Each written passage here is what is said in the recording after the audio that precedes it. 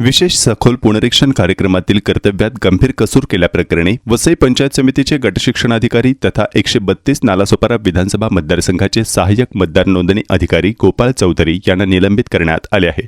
भारत निवडणूक आयोगाच्या निर्देशानुसार सुरू असलेल्या या महत्त्वपूर्ण कार्यक्रमात नियुक्ती होऊनही त्यांनी कोणतीही पूर्वसूचना किंवा सक्षम प्राधिकाऱ्याची परवानगी न घेता कर्तव्यावर गैरहजर राहत कामकाज केले नसल्याचे प्रशासनाच्या निदर्शनास आले।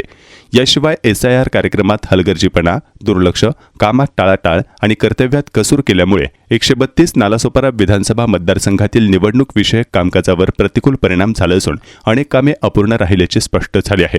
या गंभीर प्रकाराची दखल घेत जिल्हाधिकारी तथा जिल्हा निवडणूक अधिकारी पालघर यांनी लोकप्रतिनिधित्व अधिनियम 1950 आणि संबंधित नियमानुसार शिस्तभंगाची कारवाई करण्याचे आदेश दिले।